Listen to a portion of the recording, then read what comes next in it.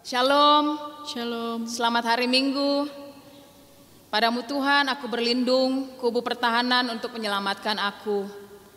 Mari kita berdiri menyambut firman Tuhan dengan menyanyikan lagu dari PKJ 2, Mulia, Mulia Namanya.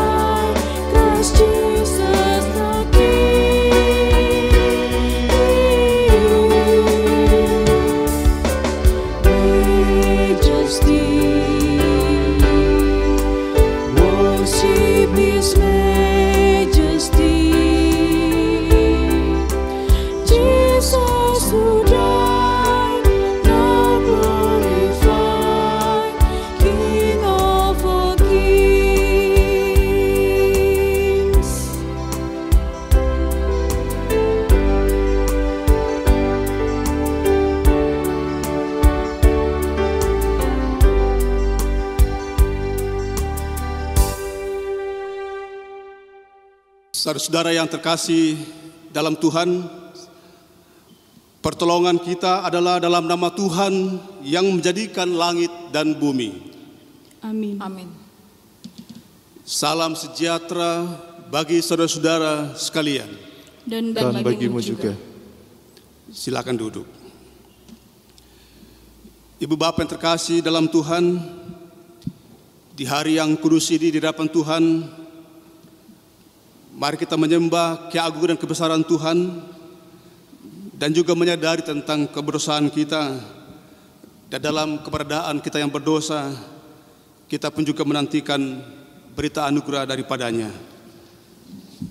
Di hadapan Tuhan, mari mengaku dosa dengan mengatakan, Tuhan, Engkau menyelidiki dan mengenal aku. Engkau mengetahui kalau aku duduk atau berdiri. Engkau mengerti pikiranku dari jauh. Engkau memeksa aku.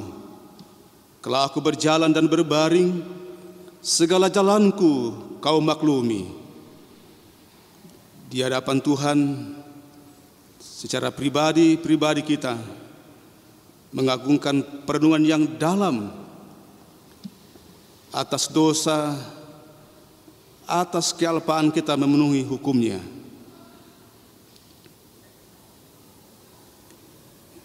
Ya Tuhan, di hadapan-Mu kami menyadari kesalahan dan pelanggaran kami atas tutur kata yang terlanjur terucap dan telah menyakiti Engkau dan melukai hati suami, hati istri, anak-anak, orang tua, dan sesama kami.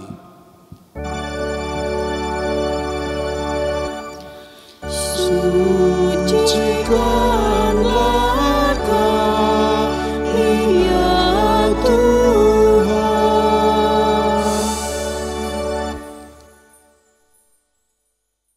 Setiap pengakuan yang tulus di hadapan Tuhan, Allah menyatakan anugerahnya yang begitu besar. Karena itu sambutlah berita anugerah dengan bersama-sama kita menyanyikan Kidung Muda-Mudi, betapa kasih Allah akan dunia diberikan anaknya yang satu-satunya. Kita nyanyikan bersama-sama.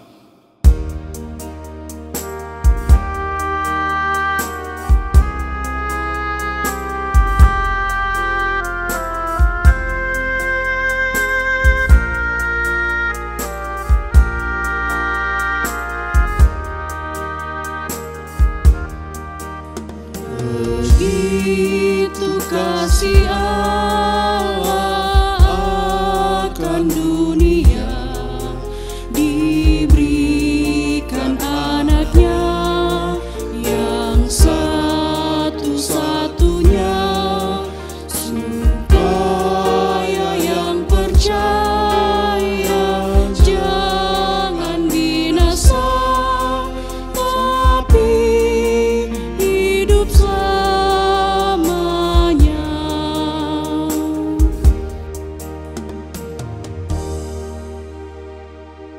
Hidup kita telah menikmati dan mengalami kasih karunia Tuhan. Jadilah petunjuk hidup baru yang akan terus menuntun kita untuk tetap hidup di dalam kasih karunia-Nya. Barang siapa memegang perintahku dan melakukannya, dialah yang mengasihi aku. Dan barang siapa mengasihi aku, ia akan dikasihi oleh Bapa-Ku. Dan aku pun akan mengasihi dia dan akan menyatakan diriku kepadanya. Yohanes 14 ayat 21. Ibu bapa, saudaraku, sidang jemaat yang terkasih dalam Tuhan.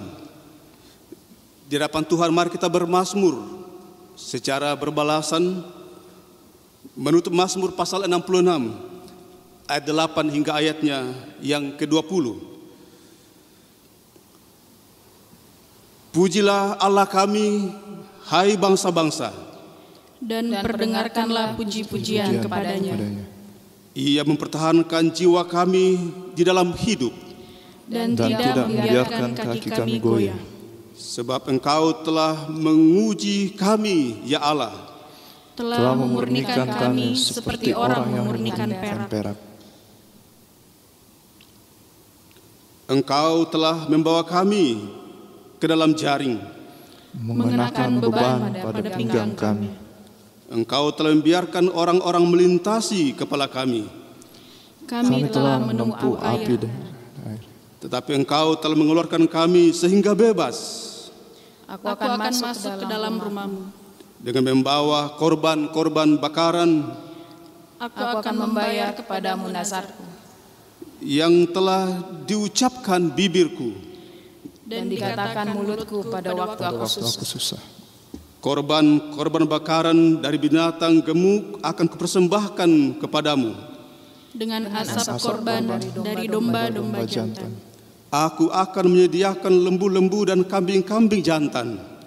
Marilah, dengarlah, hai kamu sekalian yang takut akan Allah. Aku hendak menceritakan apa yang dilakukannya terhadap diriku. Kepadanya aku telah berseru dengan mulutku. Kini dengan lidahku aku menyanyikan pujian. Seandainya ada niat jahat dalam hatiku, tentulah Tuhan tidak mau mendengar. Sesungguhnya Allah telah mendengar. Ia telah memperhatikan doa yang kuucapkan. Terpujilah Allah yang tidak menolak doaku dan tidak menjauhkan kasih setianya daripadaku. Engkau ada bersamaku di tiap musim hidupku, menjadi nyanyian syukur kita atas kasih karunia Tuhan.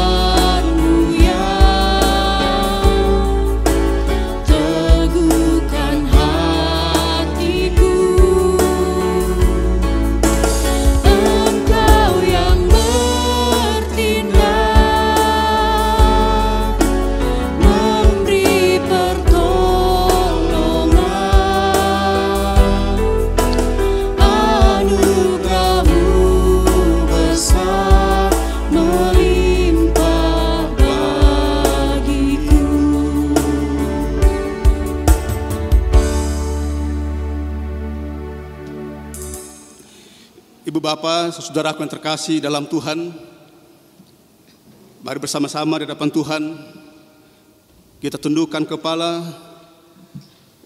dan merindukan Tuhan berbicara kepada kita lewat firman-Nya yang akan kita baca dan dengarkan secara bersama-sama. Kita berdoa memohon kuasa dan urapan Roh Kudus. Maha besar Dikau, ya Tuhan, Allah yang berkuasa atas kehidupan kami. Punyamulah langit ini, kepunyaanmulah bumi ini. Engkaulah pemilik segala-galanya. Kalau bukan Tuhan, maut yang telah mengelilingi hidup kami, selangkah saja dari hidup kami, maut menanti kami. Tetapi bersamamu Tuhan kami dapat melewati semuanya ini. Atas perkenaanmu lah kami masih boleh menikmati kuasa-Mu, menikmati kasih-Mu. Engkau masih mengizinkan kami berjumpa dengan Engkau di rumah kami masing-masing atau tempat di mana saat ini sedang kami berjuang. Engkaulah yang datang mencari kami dan menemukan kami, mendapatkan kami dalam keberadaan kami di tempat di mana kami berada. Engkau memberi pertolongan kepada kami. Engkau berbicara kepada kami lewat firman-Mu yang akan kami baca dan dengarkan bersama-sama hari ini. Berkatilah hamba-hamba-Mu yang akan menyampaikan firman Tuhan, mulai dari lektor hingga hamba-Mu yang dalam keterbatasan ini, kiranya menjadi alat Tuhan menyatakan kebenaran-Mu hari ini. Di dalam nama Yesus yang adalah firman yang hidup, kami berdoa. Amin.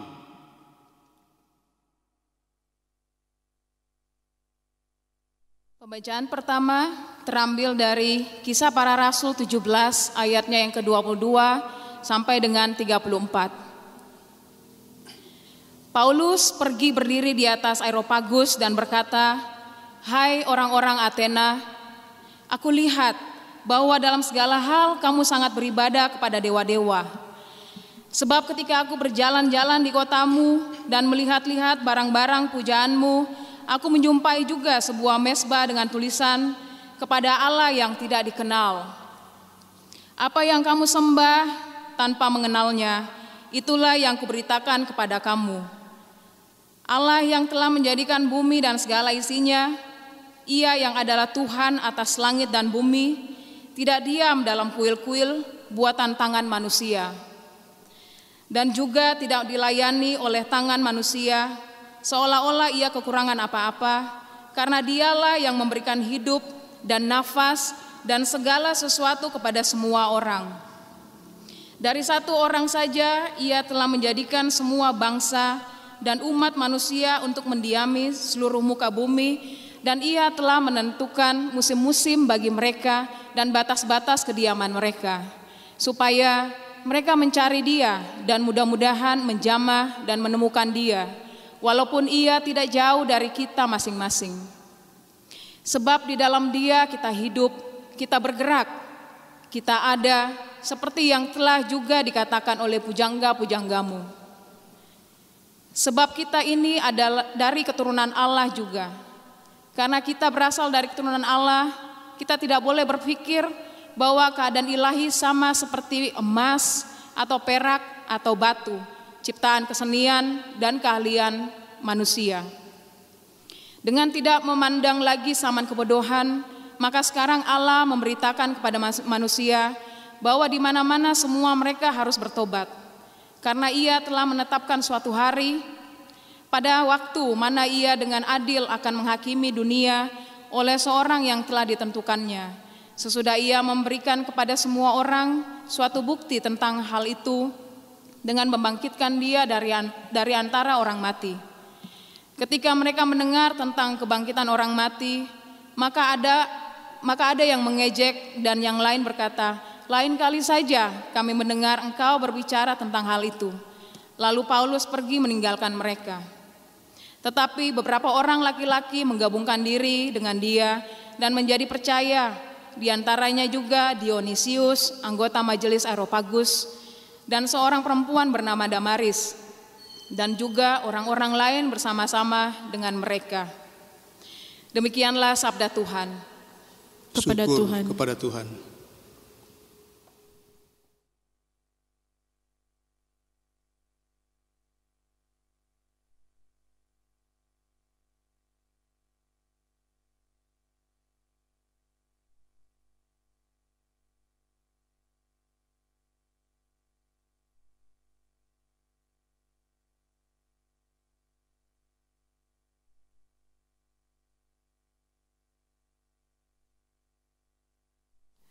Dan siapakah yang akan berbuat jahat terhadap kamu jika kamu rajin berbuat baik? Tetapi sekalipun kamu harus menderita juga karena kebenaran, kamu akan berbahagia. Sebab itu janganlah kamu takut apa yang mereka takuti, dan janganlah gentar. Tetapi kuduskanlah Kristus di dalam hatimu sebagai Tuhan. Dan siap sedialah pada segala waktu untuk memberi pertanggung jawab kepada tiap-tiap orang yang meminta pertanggung jawab dari kamu tentang pengharapan yang ada padamu. Tetapi haruslah dengan lemah lembut dan hormat, dan dengan hati nurani yang murni, supaya mereka yang memfitnah kamu karena hidupmu yang saleh dalam Kristus menjadi malu karena difitnahan mereka itu. Sebab lebih baik menderita karena berbuat baik jika hal itu dikehendaki Allah daripada menderita karena berbuat jahat. Sebab juga Kristus telah mati sekali untuk segala dosa kita, Ia yang benar untuk orang-orang yang tidak benar, supaya Ia membawa kita kepada Allah, Ia yang telah dibunuh dalam keadaannya sebagai manusia, tetapi yang telah dibangkitkan menurut roh, dan di dalam roh itu juga Ia pergi memberitakan Injil kepada roh-roh dalam penjara, yaitu kepada roh-roh mereka dahulu pada waktu Nuh tidak taat kepada Allah. Ketika Allah menanti dengan sabar waktu Nuh sedang mempersiapkan bahteranya, di mana hanya sedikit, yaitu 8 orang yang diselamatkan oleh air bah itu. Juga kamu sekarang diselamatkan oleh kiasannya, yaitu baptisan. Maksudnya bukan untuk membersihkan kenajisan jasmani, melainkan untuk memohonkan hati nurani yang baik kepada Allah. Oleh kebangkitan Yesus Kristus yang duduk di sebelah kanan Allah setelah Ia naik ke surga, sesudah segala malaikat, kuasa dan kekuatan ditaklukkan kepadanya. Demikian sabda Tuhan. Haleluya.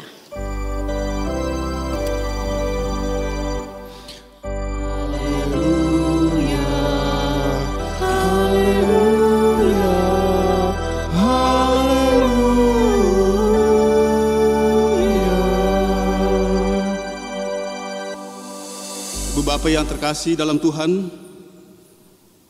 firman Tuhan, Injil Yesus menyapa kita menurut penulis Injil Yohanes pasal 14 ayat 15 hingga ayatnya yang ke-21 yang oleh Lembaga Alkitab Indonesia memberi judul Yesus menjanjikan penghibur.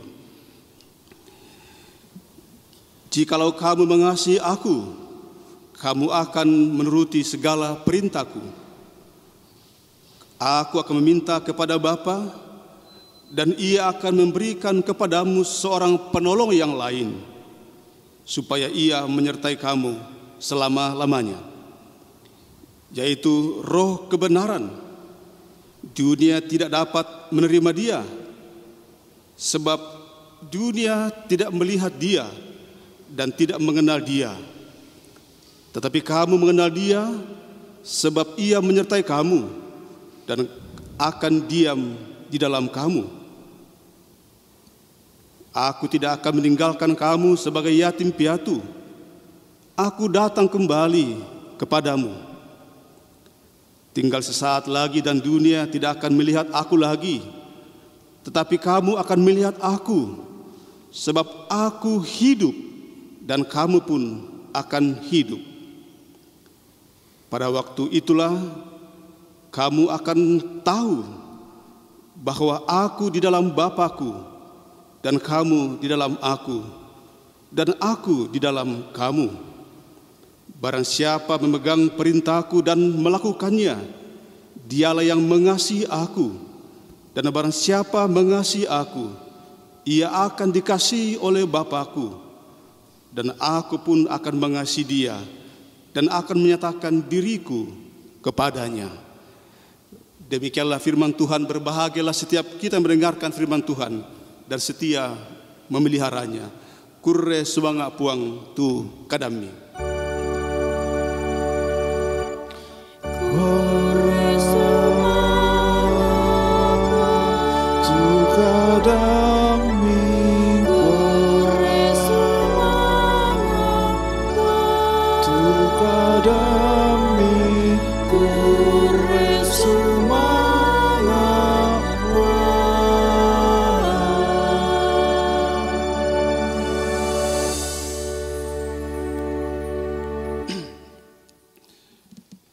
Ibu bapak, saudaraku yang terkasih dalam Tuhan, baik yang ada berapa yang ada di gereja di tempat ini, ibu bapak dalam lingkup pelayanan jemaat kota yang ada di rumah, dan juga Ibu Bapak Saudaraku yang terkasih di cabang kebaktian Bogor.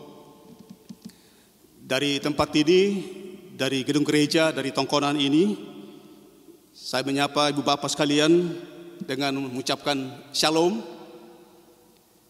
dan juga mengucapkan salam sehat. Kita saat ini semua berjuang agar kita bisa sehat secara fisik, dan lebih daripada itu kita berharap, kita berjuang agar kita sehat secara rohani.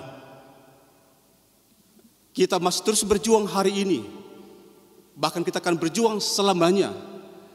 Bagaimana kita menjadi sehat secara fisik, dan terlebih daripada itu sehat secara rohani.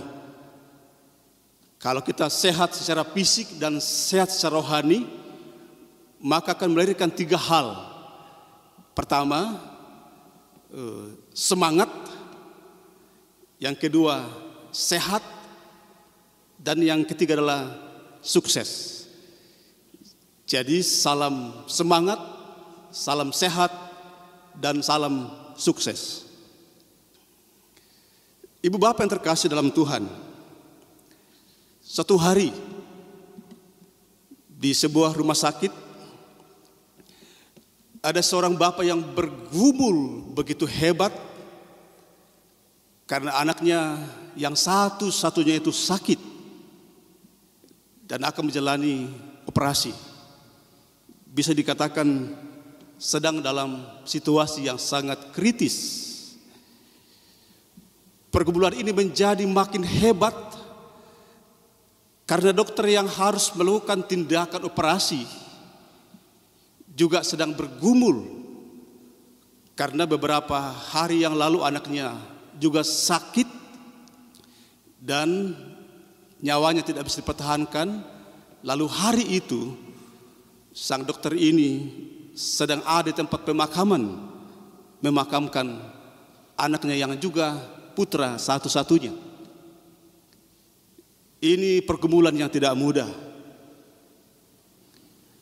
Sementara bapak ini yang bergumul di rumah sakit menantikan tindakan medis, sementara dokter yang harus melakukan tindakan ini masih ada di tempat pemakaman.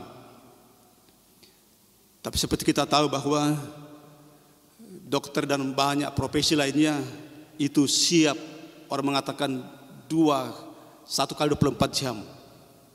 Dan ketika pihak rumah sakit menelpon bapak dokter ini, segera meninggalkan tempat pemakaman dan menuju ke rumah sakit. Sesampai di rumah sakit, bapak yang sakit tidak tahu kalau dokter yang juga akan membedah melakukan tindakan ini juga sedang berduka. Lalu kemudian dengan sangat marah memperlihatkan muka yang sinis kepada dokter yang baru saja datang, mengatakan, "Mengapa Pak Dokter lama sekali baru datang? Bapak tidak tahu ke anak saya ini sedang kritis." Pak Dokter yang sudah mengalami kematangan emosional, kematangan spiritual, dokter yang setelah sangat menghidupi kasih Kristus dengan sabar, dengan tersenyum-senyum penuh kasih, mengatakan, "Maaf Pak, saya tadi sedang berada di luar dan setelah pihak rumah sakit menelpon saya segera datang."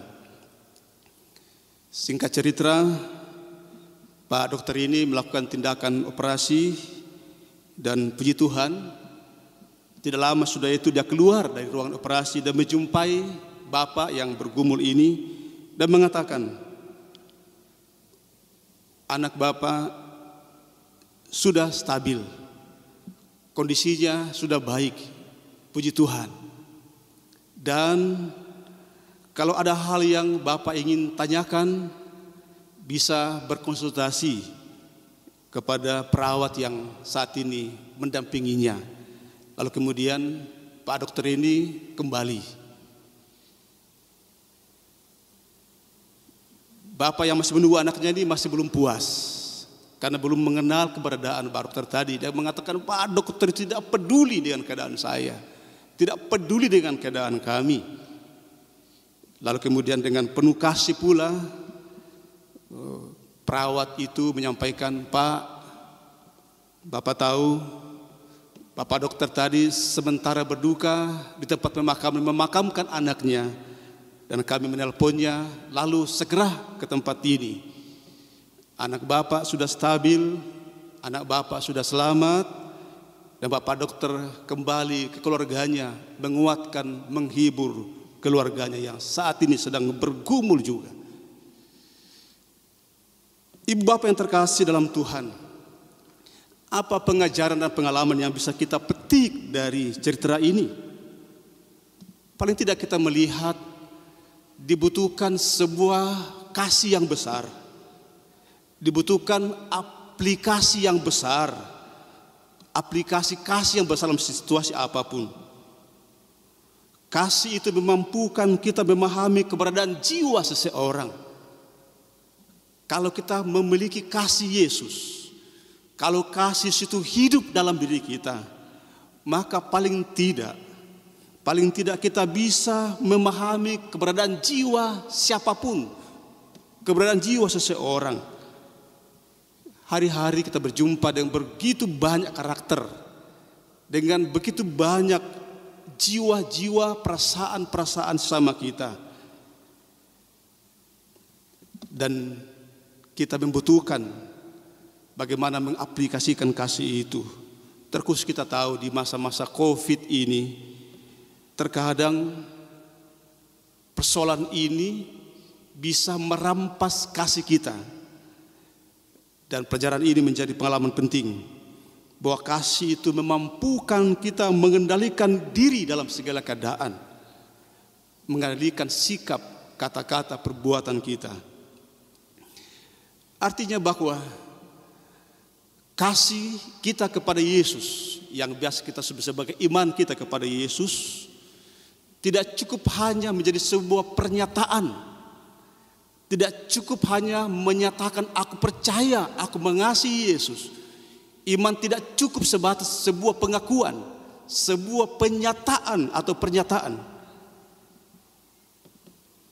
Iman kepada Yesus itu, kasih kepada Yesus itu, kasih kepada Tuhan itu akan menjadi sempurna kalau itu diwujudkan dalam kematangan emosional, dengan mengasihi sesama atau dengan melakukan apa yang Tuhan inginkan dalam kehidupan ini.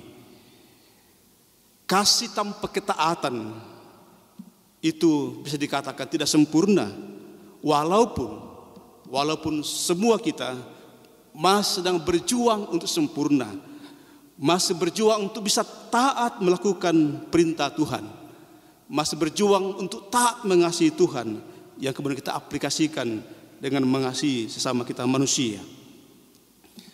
Mengasihi Yesus adalah aspek yang sangat hakiki, aspek yang sangat fundamental dalam iman Kristen.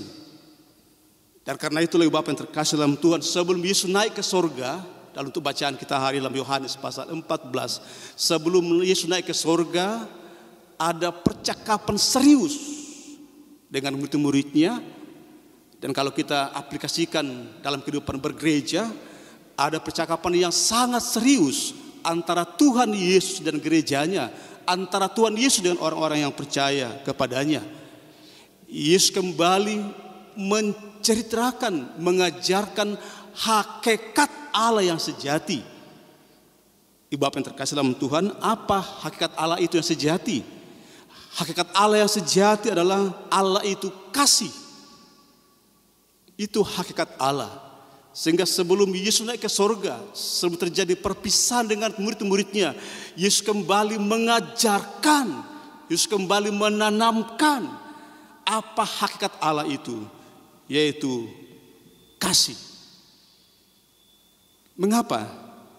Karena kasih itu merupakan sesuatu yang sangat penting, bisa dikatakan merupakan sebuah kekuatan yang begitu besar kalau itu hadir, kuat, dan mengalir dalam kehidupan kita.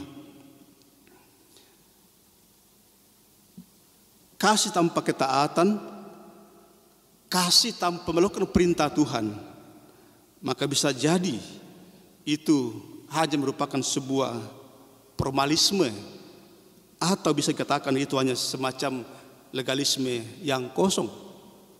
Ibadah-ibadah yang kita lakukan, pelayanan-pelayanan yang kita lakukan, kalau bukan didasarkan pada ketaatan dan kasih kepada Tuhan, itu bisa menjadi sesuatu yang kosong. Kita tidak berjumpa Tuhan dalam setiap pelayanan, karena itu bukan sebuah wujud dari kasih kita kepada Tuhan. Bahan utama kita hari ini dalam Yohanes pasal 14 ayat 15 sampai 31. Itu bahan utama kita dalam lingkup Betoraja, bahan leksionari. Tuhan Yesus dalam perikop yang singkat ini ada 10 kata mengasihi. Coba kita bayangkan di Bapa yang dikasihi Tuhan, dalam satu perikop yang singkat ini, tapi kemudian Yesus 10 kali mengatakan, mengajarkan, mengulangi tentang kata perintah mengasihi. Jikalau kau mengasihi aku, jikalau kau mengasihi aku. 10 kali kata mengasihi. Ini benar-benar sebuah penegasan, ini sebuah penandasan, ini sesuatu hal yang sangat penting.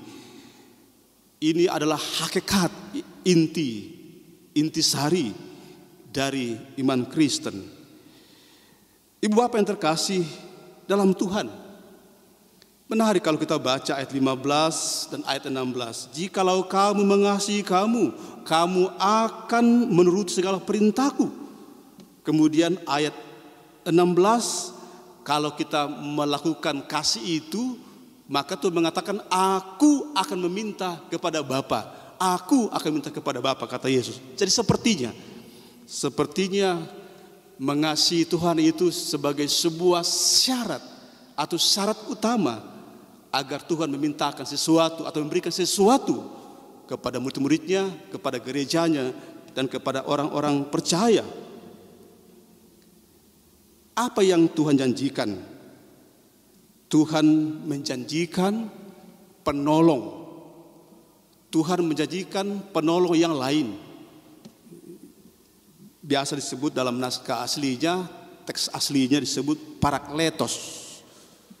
Penolong, menghibur, membela, menguatkan, menasihati. Itu bisa diartikan sebagai parakletos. Dalam situasi yang sulit, parakletos itu, roh itu menolong, membela, menguatkan, menopang, memberi hikmat. Dan itu kita bisa lihat. Itu kita bisa lihat di dalam Kisah Rasul pasal 17. Bagaimana parakletos itu, bagaimana penolong itu memampukan Rasul Paulus. Kalau kita mendengarkan tadi kisah yang disampaikan dalam Kisah Rasul pasal 17. Rasul Paulus yang sudah mengalami, Rasul Paulus sudah merasakan bagaimana besarnya kasih Yesus kepadanya. Kasih Yesus yang begitu besar itu luar biasa mengasihi Rasul Paulus. Kasih Yesus yang luar biasa itu kemudian direspon, dibalas oleh Rasul Paulus juga dengan kasih yang begitu besar. Kita tahu kisahnya dalam Kisah Rasul pasal 17, itu terjadi di Athena. Pekabaran Injil yang dilakukan Rasul Paulus di Athena, dan ternyata di sana tidak disambut dengan begitu baik. Tadi kita dengarkan ada istilah dikatakan si peleter. Ya, satu kata-kata yang sesungguhnya melecehkan. Si peleter. Kalau dalam bahasa Torajanya diterjemahkan tosalekada. Tosalekada artinya hampir-hampir yang dikatakan itu tidak benar. Tosalekada, si peleter. Bahkan kalau kita lihat tadi bagaimana ia dicaci maki, ia diejek. Coba bayangkan Bapak yang terkasih dalam Tuhan, sudah tiba sampai pada level mengejek. Tapi kita lihat bahwa ternyata kasih kepada Yesus itu tidak menggoyahkan kedalaman kasih Dan iman Rasul Paulus kepada Yesus itu sudah tidak tergoyahkan lagi, walaupun dicaci maki, walaupun diejek. Kasihnya benar-benar kuat dan memampukan. Tadi kalau kita lihat, kasih itu memampukan menerima seseorang. Kasih itu melahirkan tanggung jawab. Dan ternyata Rasul Paulus memperlihatkan betapa kasihnya kepada Tuhan itu tidak tergoyahkan, walaupun diupayakan untuk ditolak, dicaci maki, tapi kasihnya kepada Tuhan itu tidak tergoyahkan. Tidak tergoyahkan oleh situasi apapun. Dan akhirnya memang memberi buah. Ada buah dari ketaatan, ada buah dari kesabaran, ada buah dari iman kepada Tuhan, ada buah Injil yang terlihat ketika kita dengan sungguh-sungguh mengasihi Tuhan. Walau hambatan, tantangan, penolakan yang terjadi. Kita tahu kemudian bagaimana Dionysius adalah salah seorang anggota majelis Areopagus yang sesungguhnya menolak, bahkan dikatakan melecehkan, menghina Injil, menghina kabar baik yang Rasul Paulus sampaikan. Tapi kemudian akhirnya Tuhan mengubahkan. Jadi tengah-tengah kebencian yang ada, kalau Tuhan bekerja bisa diubah, Tuhan bisa mengubah kebencian menjadi kasih. Akhirnya Dionysius, anggota majelis Areopagus, bahkan ada seorang perempuan yang disebut namanya Damaris, dan juga beberapa orang lain lagi yang bersama-sama dengan dia percaya kepada Yesus, mengasihi Yesus, lalu kemudian dikatakan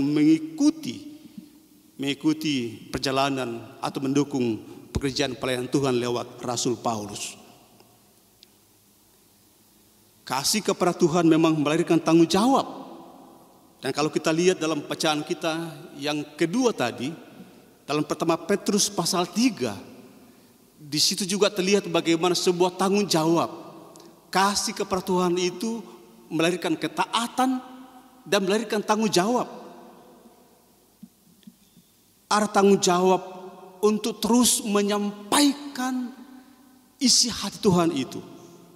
Walaupun kalau kita lihat juga dalam pertama Petrus pasal 3 juga tidak luput dari penghinaan. Bahkan digambarkan Yesus yang dicaci maki, dihina, tapi bagaimana menderita dengan sabar. Ternyata kalau kita mampu mengasihi Tuhan dengan tulus, dengan sungguh-sungguh, maka kita pun juga bisa sabar ketika harus menderita. Dalam penderitaan itu, kesabaran itu dibutuhkan. Dan itu hanya mungkin kalau kita bisa mengasihi Tuhan. Karena mengasihi Tuhan dalam bacaan kita hari ini, dalam bacaan utama kita, pertanda bahwa Tuhan tidak meninggalkan kita. Tuhan selalu bersama-sama dengan kita. Ibu bapak yang terkasih dalam Tuhan, pertanyaannya ialah, kalau Yesus mengatakan, jikalau kamu mengasihi aku dan melakukan perintah-perintahku, maka aku akan meminta kepada Bapa dan memberikan kepadamu. Memberikan kepadamu, meminta kepada Bapa dan memberikan.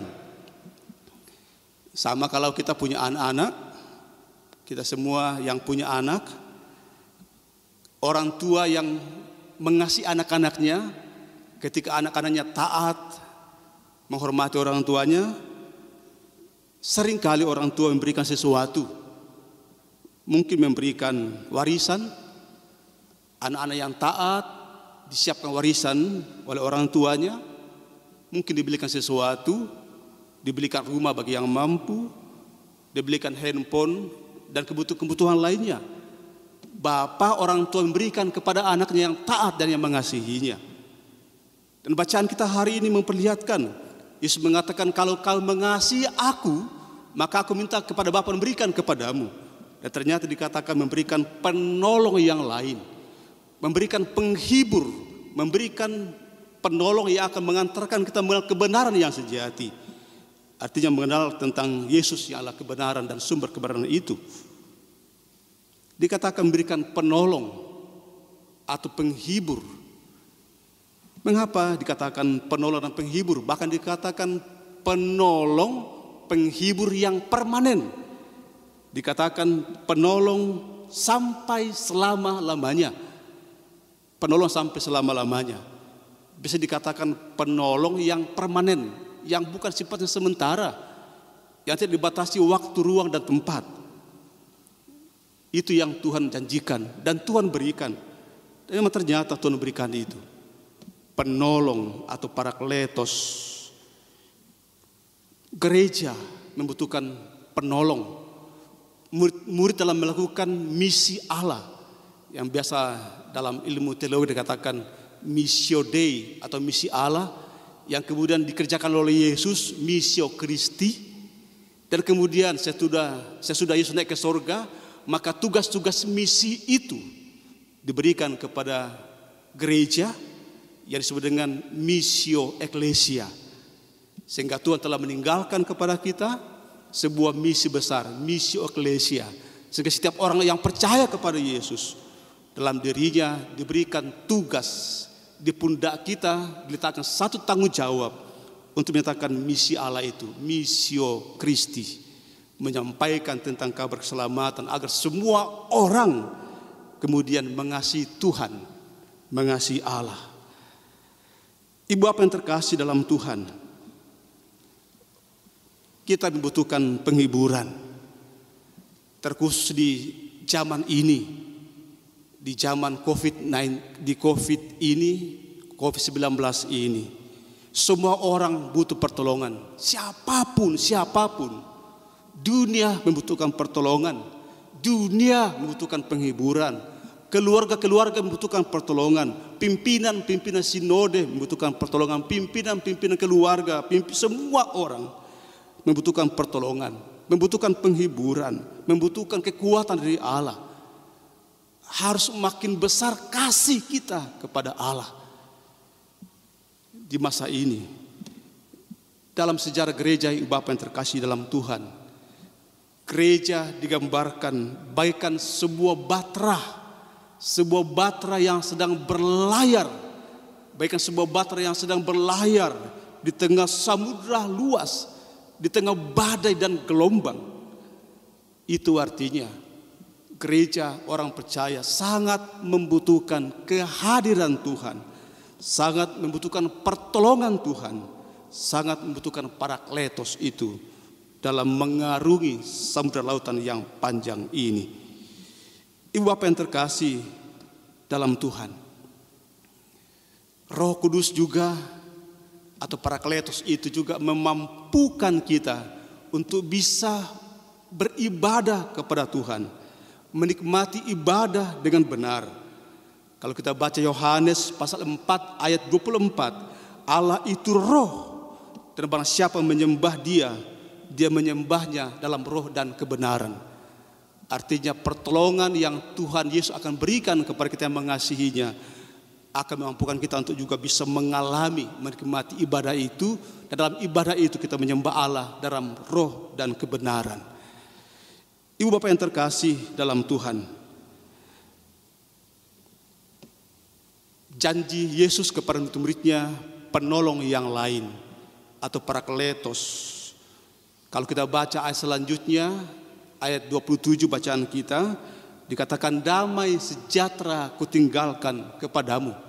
Damai sejahtera kutinggalkan kepadamu.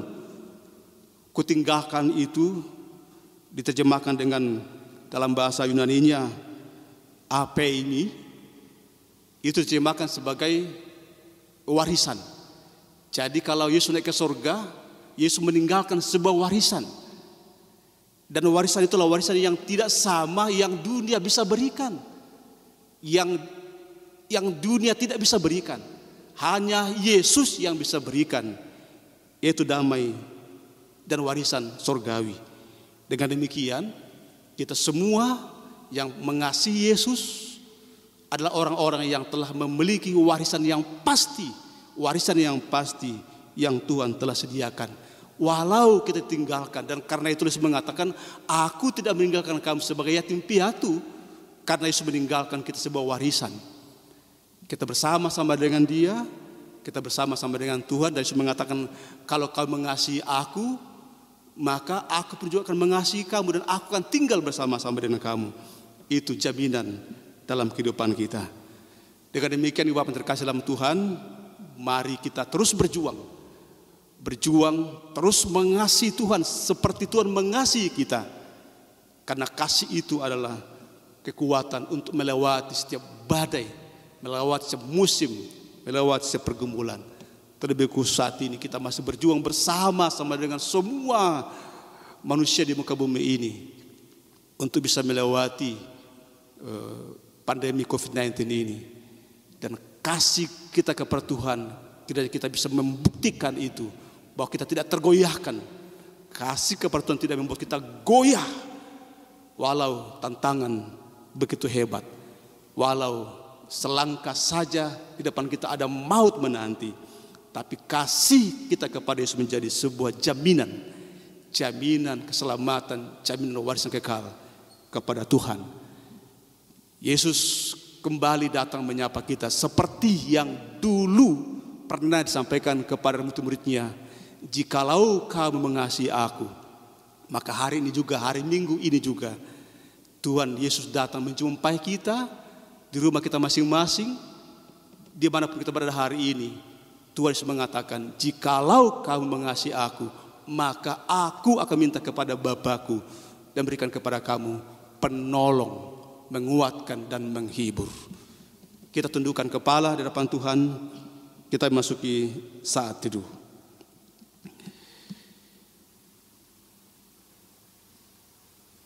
Terima kasih ya Tuhan, karena di dalam diri kami semuanya Tuhan telah meletakkan satu potensi yang begitu besar, potensi untuk mengasihi. Dan dalam diri kami semuanya potensi itu sudah ada. Tuhan telah menaruh dalam kehidupan kami tentang kasih yang begitu besar. Tuhan telah menanamkan bibit-bibit kasih dalam kehidupan kita semuanya. Tinggal kita memeliharanya, menanamnya, dan melakukan perintah itu dengan setia. Mari terus menanam, menyiram kasih yang Tuhan telah taruh dan letakkan dalam diri kita dengan terus membaca firman-Nya. Amin.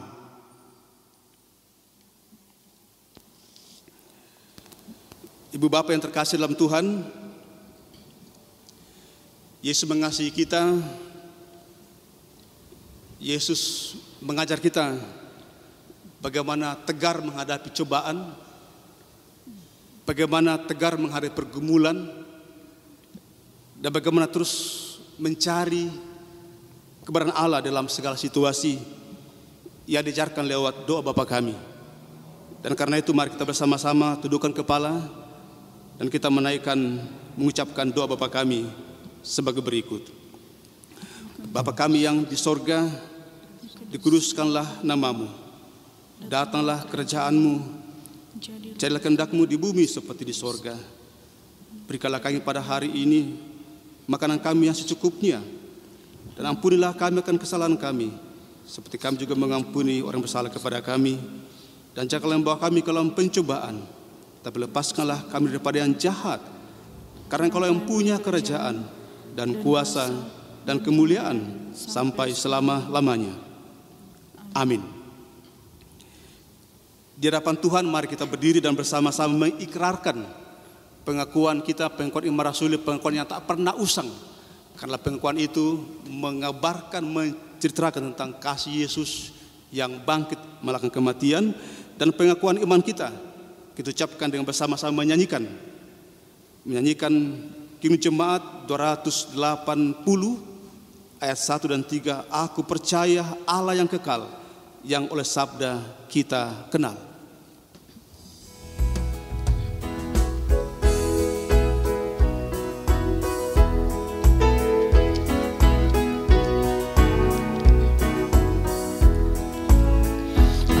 Percaya Allah yang kekal, yang oleh sabda kita kenal, Bapa pencipta alam semesta,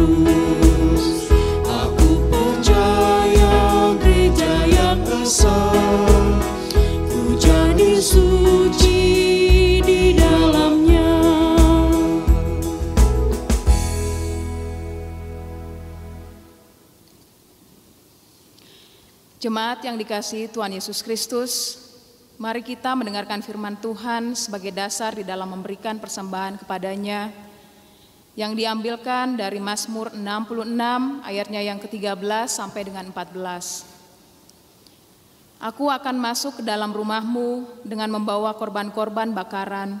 Aku akan membayar kepadamu nazarku yang telah diucapkan bibirku dan dikatakan mulutku pada waktu aku susah. Telah tersedia 3 pundi. Pundi pertama untuk operasional pelayanan di jemaat kota. Pundi kedua untuk operasional pelayanan AM oleh BPS Gereja Toraja. Pundi ketiga untuk operasional diakonia. Mengiringi persembahan, kita menyanyi dari Kidung Jemaat 367 ayat 1 sampai dengan 2. Padamu Tuhan dan Allahku.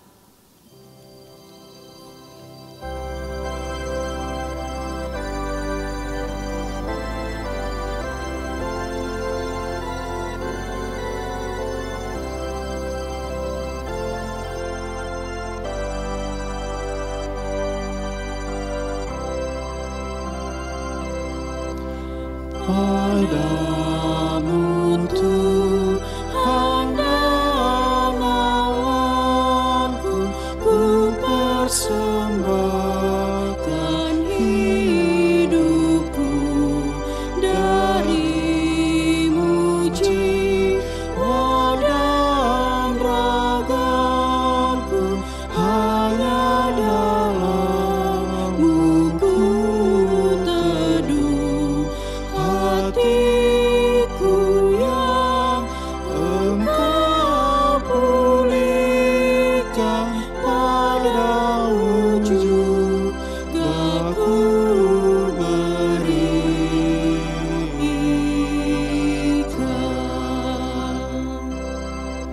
Di dalam Yesus kau nyatakan, ya Bapa, isi hatimu, curahan kasih kesukaan Engkau limpahkan bagiku. Andaikan orang menyadari, niscaya Tuhan kau dicari.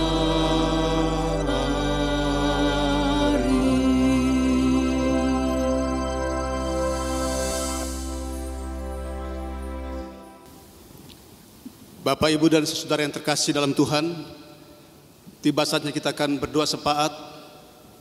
Mari kita tundukkan kepala, walaupun hati kita menengadah kepada Tuhan. Kita berdoa. Ya Tuhan, ya Allah kami, Engkau Allah yang maha besar, gunung batu dan keselamatan kami. Baru saja ya Tuhan Engkau berbicara kepada kami lewat firman-Mu, mengingatkan kami tentang kasih Tuhan, tentang hakikat Allah yang sesungguhnya, yaitu kasih. Biarlah kehidupan kami seluruhnya merupakan perwujudan dari kasih Tuhan. Hari demi hari, minggu, bulan dan tahun, kini kami menghadapi 1 bulan dan tahun yang tidak pernah terbayangkan sebelumnya, bahwa kami akan menghadapi tahun yang penuh gumul ini dengan adanya penyebaran COVID-19 yang membuat semua dunia manusia ciptaan-Mu berada dalam satu perjuangan bersama. Tetapi kami tetap melihat bahwa Engkau Allah yang tidak pernah meninggalkan kami. Kasih-Mu yang menopang kami. Dengan kasih itulah membuat kami terus berjalan, karena kami percaya bahwa Engkau adalah Allah dan Tuhan kami dalam segala situasi, dalam segala keadaan. Kasih-Mu itulah yang menjadi bukti bahwa Engkau ada bersama kami. Dengan demikian, segala ragu, segala kekhawatiran Engkau jauhkan daripada kami, dan kami berjalan dalam topangan kuasa dan kasih-Mu. Dengan mengasihi Tuhan, pertanda bahwa kami selalu bersama dengan Engkau. Seperti yang Yesus katakan, aku tidak membuat kamu menjadi yatim piatu. Tuhan selalu ada bersama kami. Terima kasih ya Tuhan, topanglah hidup kami selanjutnya. Terkhusus saat ini, lewat ibadah hari Minggu ini, selaku gereja-Mu, kami berdoa untuk perjuangan kami bersama sebagai wujud kasih kami. Pertama, kepada orang tua kami yang telah Engkau perkenankan menjalani masa-masa usia lanjut. Ibu M. Sinagalintin, Ibu A. Situmeyang, Bapak H. A. Parinding, Ibu Martin Rante, Bapak dan Ibu M. Pirade, Bapak dan Ibu Pasolang, Bapak dan Ibu Petrus Sande, Bapak dan Ibu Pontengko, Bapak dan Ibu Ishak Malino, Ibu Syumpu Tandibua, Ibu Tabita Petandung, Ibu Yospin Sampetoding Makole, Bapak dan Ibu Rante Karambe, Bapak dan Agus F. Tanyong, atau mungkin masih ada lagi orang tua kami yang ada dalam lingkup pelayanan jemaat kota, cabang kebaktian Bogor, atau yang ada di Tanah Toraja, di kampung halaman kami masing-masing. Di sana juga kasih-Mu menjaga dan menopang orang tua kami. Kami secara bersama-sama juga bergembira bersuka cita bahwa Engkau berkenan menambahkan setahun lagi buat beberapa orang tua dan saudara kami yang dalam minggu-minggu ini akan Engkau perjumpakan dengan pertambahan usia. Nyonya Dorcas B. Tandirerung, Sendi Yudatami, Lili B. Palinggi Anggui, Dwi Tomo Parinding, Abraham Wira Cendikia, Medi Hamsar Mantako, Nyonya Ruth Patalangi, Yosep Garo Rantetoding, Budianto Napo, Nyonya Bernece Musa Limbu, Ishak Pirade, Winete Jasmine Tambing, Gustav A. Evi Krisdiana, Erma Erawati Biu, Clara Imaner Sumule, dan mungkin masih ada lagi saudara kami di cabang Kebaktian Bogor yang juga menantikan pertambahan usia ini. Kami bersyukur, bergembira bersama dan terus berdoa kasih-Mu menjaga setahun yang akan datang ini, hingga jika Engkau perkenankan tahun depan boleh lagi menikmati pertambahan usia ini. Dan mungkin juga ada kami yang mensyukuri pertambahan usia pernikahan kami. Tidaklah mudah kami berjuang bersama membangun cinta kasih dalam keluarga, tapi kami menikmati kasih setia-Mu hari lepas hari.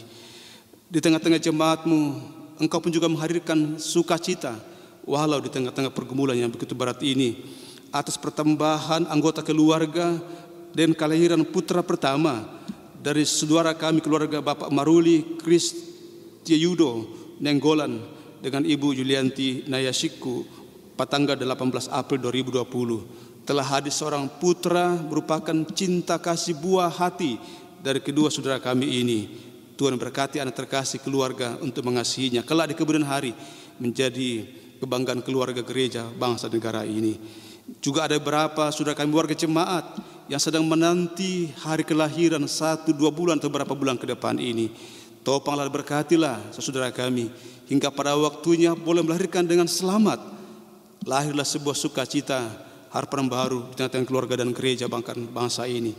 Dan mungkin ada saudara kami, pasangan-pasangan muda yang sedang menanti, juga telah bertahun-tahun menanti, mengharapkan dan berdoa agar jikalau mungkin Engkau juga memberkati kandungan istri dan boleh pun melahirkan, mengandung pada waktunya. Anak-anak muda kami dalam masa mudanya, dalam studinya, dalam mencari pekerjaan, dan berbagai macam perjuangan generasi muda kami, tuntunlah dan berkatilah agar generasi kami ini menjadi sebuah generasi yang membanggakan keluarga, gereja, bangsa dan negara ini. Ya Tuhan Bapa di sorga, di tengah-tengah bangsa dan negara ini, kami berdoa bagi bangsa kami, bagi pemerintah kami, bagi negeri ini, bagi pemimpin-pemimpin dunia yang saat ini masih terus berjuang untuk bersama-sama memutuskan penyebaran pandemi COVID-19 ini. Jikalau mungkin Tuhan, atas waktu Tuhan yang memberikan kepandaian, pengetahuan, agar boleh pergumulan ini berlalu. Dan dengan demikian kami akan melanjutkan lagi kegiatan kami selanjutnya. Walau mungkin sesudah COVID-19 ini ada budaya-budaya baru yang akan mewarnai kehidupan kami, baik bergereja, berbangsa, bekerja dan lain sebagainya. Kami percaya Engkau selalu hadir dalam sejarah kehidupan ini, membuat hidup kami menjadi hidup yang lebih baik dari hari ke hari. Juga gereja-gereja, gereja Toraja, gereja pada umumnya, jemaat kota secara khusus dalam menjalani masa-masa pandemi ini. Ada berbagai bentuk pelayanan-pelayanan yang sedang kami kembangkan. Ada model-model pelayanan baru yang terus kami perjuangkan. Kiranya semua bentuk pelayanan itu membawa pertumbuhan iman kami kepada Tuhan. Jemaat Tuhan tidak takut dan gentar. Justru iman kami bertumbuh, berakar di tengah-tengah pergumulan, di tengah-tengah tantangan ini.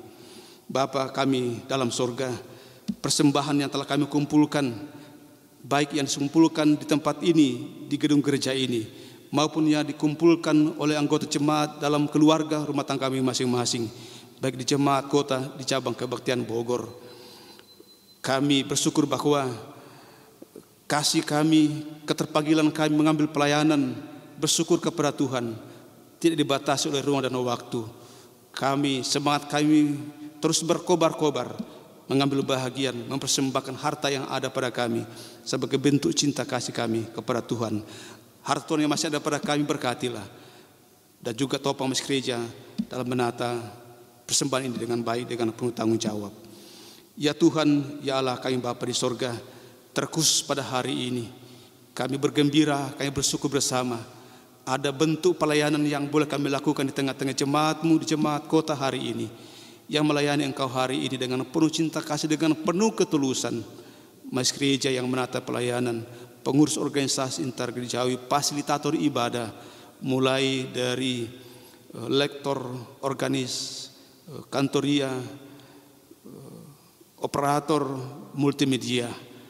Inilah salah satu bentuk cinta kasih kami, pelayanan kami. Kami percaya Engkau yang bekerja di dalam ini, Engkau yang menyempurnakan pelayanan-pelayanan ini, agar pelayanan yang membawa hormat dan kemuliaan bagi nama Tuhan, membutuhkan kesabaran, membutuhkan kreativitas, bahkan iman kepada Tuhan.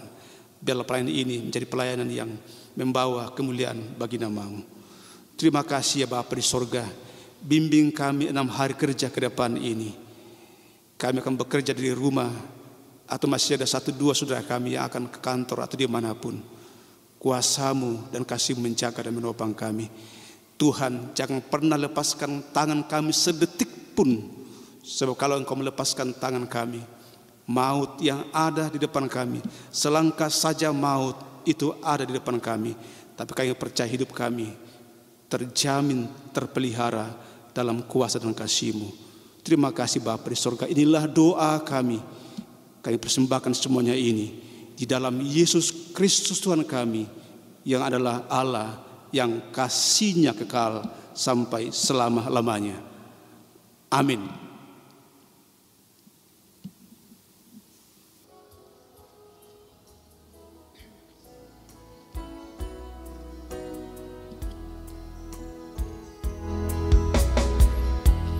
Engkaulah kekuatanku, Engkaulah kemuliaanku, Engkaulah segalanya. Engkau permata yang indah, takkan pernah ku lepaskan, Engkaulah segalanya.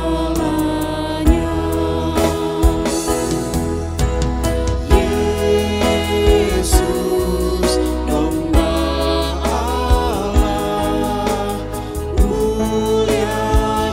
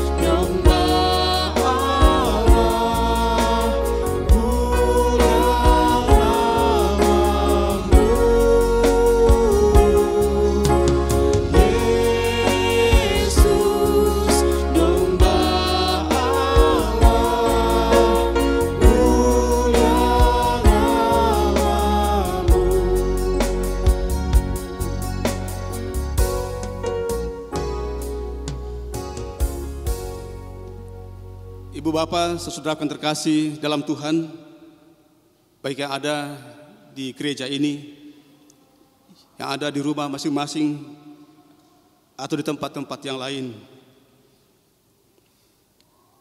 Walau kita masih berdiam di rumah kita, tetapi perjalanan hidup kita harus terus berlanjut. Derita mungkin tak akan lekang menghiasi perjalanan beriman kita, terkhusus di masa-masa COVID-19 ini. Tetapi ingatlah dan percayalah kepada Yesus. Peganglah perintahnya dan lakukanlah. Ia akan menguatkan kakimu dikala menempuh perjalanan yang berliku dan berduri. Datanglah kepadanya dan terimalah berkat daripada Tuhan. Buka hati dan kehidupanmu. Inilah berkat Tuhan yang akan menopangmu untuk mengasihi Yesus dengan segenap hati. Tuhan memberkati engkau dan melindungi engkau. Tuhan menyinari engkau dengan wajah-Nya dan memberi engkau kasih karunia. Tuhan menghadapkan wajah-Nya kepadamu dan memberi engkau damai sejahtera.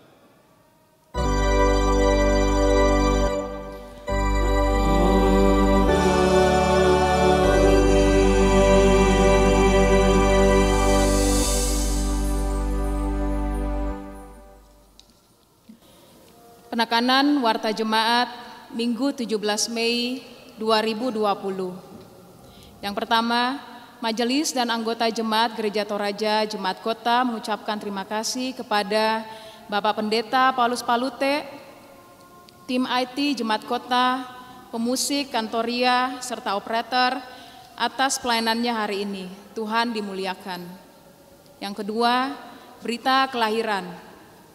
Telah lahir dengan selamat seorang putra anak pertama dari pasangan Bapak Maruli Kristi Yudo Nenggolan dengan Ibu Yulianti Nayasiku pada tanggal 18 April 2020 dan anak diberi nama Diori Timotius Briata Nenggolan. Majelis dan anggota Jemaat Kota mengucapkan selamat berbahagia. Yang ketiga, persembahan ibadah di rumah, persembahan syukur, dan persembahan bulanan atau PSB bisa ditransfer ke Bank Mandiri nomor 119 000 7000 118 atas nama Gereja Toraja Jemaat Kota. Yang terakhir, Majelis dan anggota jemaat mengucapkan selamat ulang tahun bagi Bapak Ibu yang berulang tahun sepanjang minggu ini. Tuhan Yesus memberkati.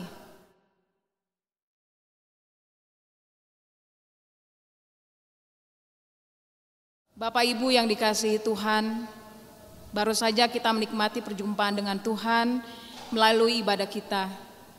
Kita pun telah dikuatkan dan diberkati oleh Tuhan. Sekarang mari kita berdiri sembari menatap tugas dan panggilan pelayanan kita.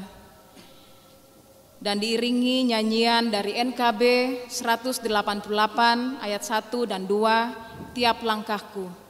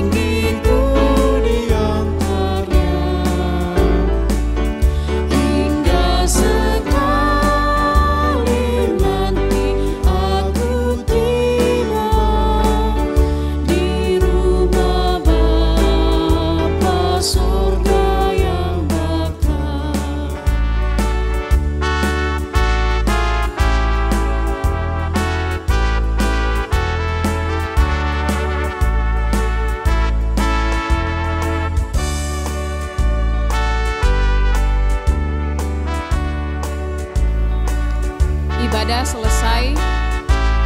Selamat hari Minggu, Tuhan memberkati.